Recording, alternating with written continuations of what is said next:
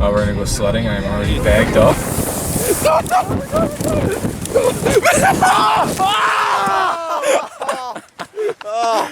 Oh my god. Good back here.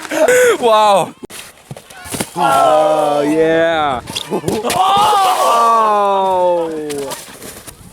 Oh. Awesome. Sorry, buddy. You alright? Alright, let's break down this beat. Alright, so to begin, I started in Keyscape and I grabbed the cinematic grand piano. And then I came into the piano roll and made a pattern that looks like this. And now, while this does look pretty complicated, it's actually pretty simple, so I'm going to try to break it down for you guys the best I can. And then also keep in mind I'm rocking in at 128 BPM, so it's on the slower side of things. So I started with a very simple chord progression here. So I started in the F natural minor scale, and then I laid down this first chord, which consists of the F note, which is the root note, and then I'm basically just skipping every other note here. It's highlighted in this lighter gray color, as you can see. These are called ghost channels if you didn't know, and they basically just tell you what notes are in the scale that you're trying to use. So I skipped every other note, so I have F, G sharp, C, and then I skipped two notes, or two of these ghost channels going back up to the root note, just in another higher octave, which is the F note. And then I highlighted all of them like this and did Alt-Y on my keyboard. I did not do Alt-Y on my keyboard. I did Alt-S on my keyboard to bring up the strumming menu, and I basically just strummed it so it went like this. That's my first chord, and that's what it sounds like. Alright, second chord sounds like this. And all I did to do that was go one note down below my root note, which is the D sharp. Then I just did that technique where I skipped every other note, and then I skipped two notes to go back up to the root note, which is D sharp, just in a higher octave, just like I did before. And then I did Alt-S on my keyboard. I selected all of these notes and I strummed them, just like I did with this. And as you can see, it's actually pretty simple, not that hard. So then after that, I just went down another note to C sharp, sounds like this. Same process. And then for these, I just went up to D sharp. Here, this is called a leading tone, I'm pretty sure. Not sure. It's just the note below the root note in the scale. So in this scale, it's an F, and this is for natural minor scales. So the note below it is an E, and it gives it kind of like a darker, jazzy kind of feel, even though it's not in the scale. It sounds right. This is what it sounds like. Okay, and then for the second part of the chord progressions, I actually arpeggiated the chords, which I don't really do too often. And then it basically just does that like arpeggiated all the way down. Same chords, just moved over slightly with the middle notes. That's probably a better way of explaining it. Alright, so in a good melody, it's important to have some sort of repetition. It can't be, or it can be if you want it to be, but in my case, I like repetition that is not always so annoying. So in this case, for this melody, I have these two notes going back and forth, and with repetition it's always good to give it a break, which is why I kind of left it out here and added these two notes, just going up the scale leading back into the root note, and then I just repeated that here. So this is what that sounds like.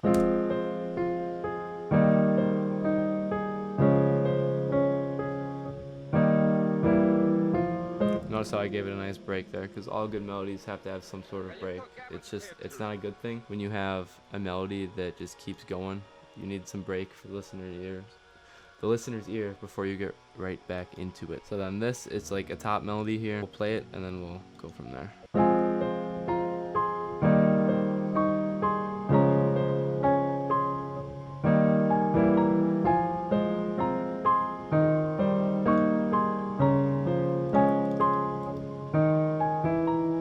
So to do this, I found a note in the scale that I liked that sounded like it fit in with these group of notes that I have playing at the start. So in that case, it was the G sharp note. It's going to be different, obviously, for whatever type of melody you are trying to create, but here it is, first note, and then I just go up the scale, not skipping a ghost note in between. Just straight up the scale. Every note in the scale gets one, goes here, and then I start de-escalating back down, and then I bring it right back up to this note, because I don't know music theory, I don't know what this is called, but for all the internet producers out here that are in my boat, it just all comes down to how good your ear is. And in my case, I thought this note sounded pretty good, so I used it. And then I have these two. Again, it kind of just creates a sense of closure, which is important in beats as well. So yeah, so besides the chords, the thing that gives this melody the most movement and like overall character, I'd say, is this top melody that I did. Again, it just escalates up the piano roll, rising, and then it falls back down, and this is what that sounds like.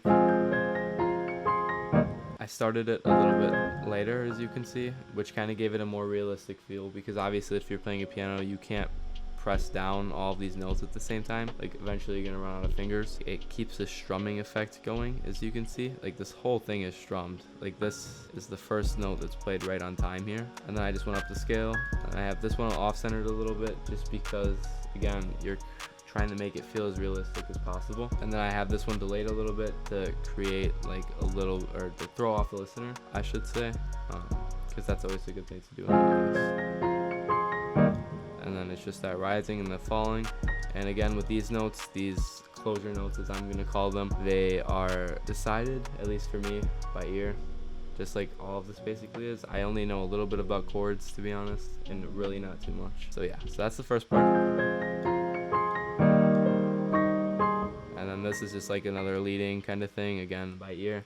And then here I just picked a higher note that was higher up that I thought fit well with this group of chords that I was using, and then I just went down the scale now. So I have this, and again I continued the strumming right here, and then it just loops. That's really all it is. These two notes, again, it's by that whole ear thing. So that's the bass melody that I went off of. So then after that I moved on to a counter melody, and then this is what it sounds like.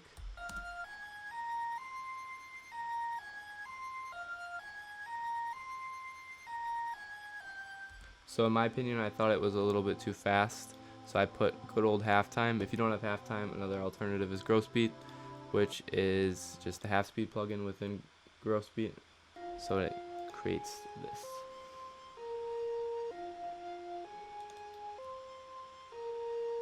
Right, so this is what they both sound like together.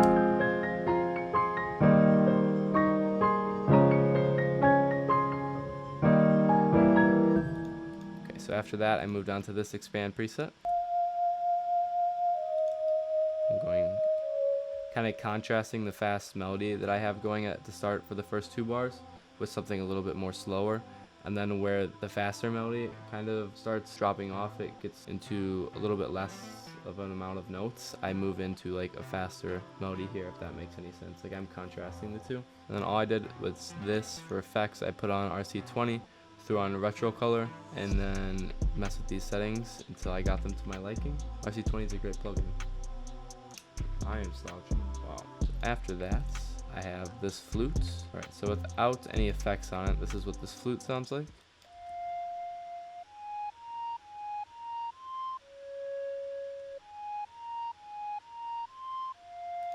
Very repetitive, but it's always good to have an element like that in your beats, as I said at the beginning. So yeah, what I did with this, I just started with the root note here for this particular part, in case it's F, and then the root note here for the chord is going to be C sharp, and then I just alternated those, and then I just added a little bit of a repetitive up and down, and like a cap off kind of note, a little bit above it, and I kept that going throughout the whole thing. And then for effects, I added RC20, Vinyl 1, I messed with these a little bit probably, and then I added reverb, and I'm pretty sure I just left it how it was, except I turned the dry all the way down and the wet all the way up, which makes it sound a lot more ambient. This is what it sounds like with effects.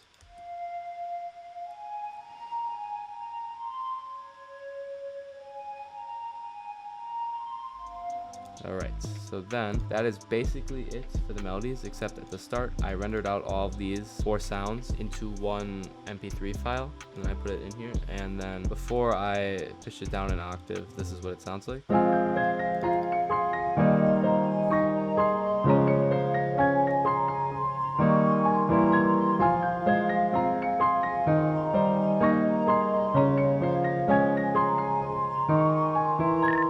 That, and then what I did is I actually pitched it down an octave, so it sounded like this. Kind of gives it a more sampled feel. It's very unique, darker, and it kind of sets up the entire beat, and then it makes it so the listener's kind of expecting a little bit something more down like this, and then once everything goes back up to an octave higher, I don't know, gets people hyped. This is the part where Rosie gets in my videos. Dad. Huh?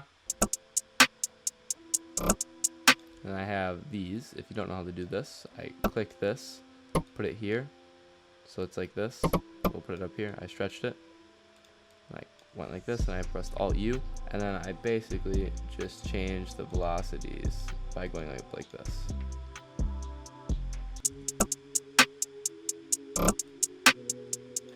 After that, I added in this snare.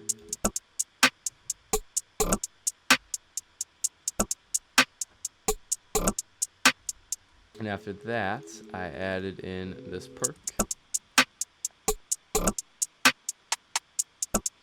And then the point of this perk was to add in a little bit of percussion where there isn't as much going on in the whole set of percussion that I made. Like, most of the stuff's going on like right here. There was nothing really right here at the end of the bars, so that's why I added that. And here is the 808s, just following the root notes of chords, following the root notes of the chords. And all it is basically trying to figure out a pattern that fits well for the melody and also fits well in the drums and is also unique. I get in a really bad habit of using like the same 808 pattern in every beat I use, which you shouldn't do. Don't be like me.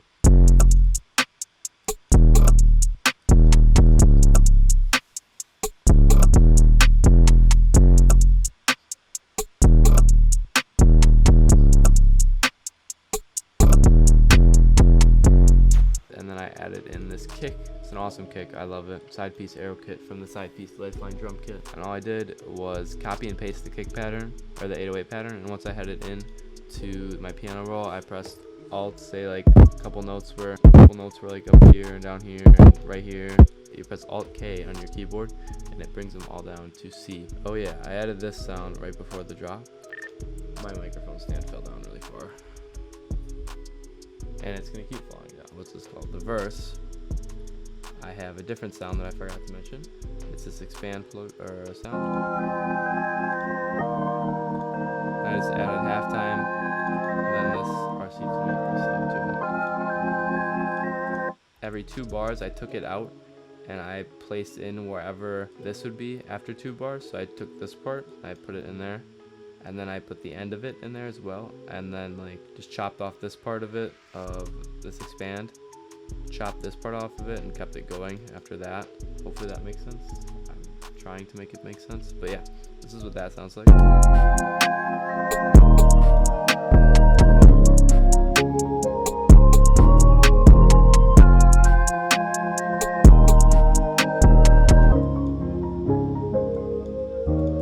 Alright, so that's basically the video. I hope you guys enjoyed it. If you haven't already, follow me on Instagram at gavinhadley_. Subscribe to me on YouTube, because you should.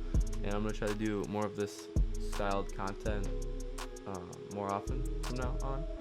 But yeah, Mr. Inconsistent, I'll see you next time.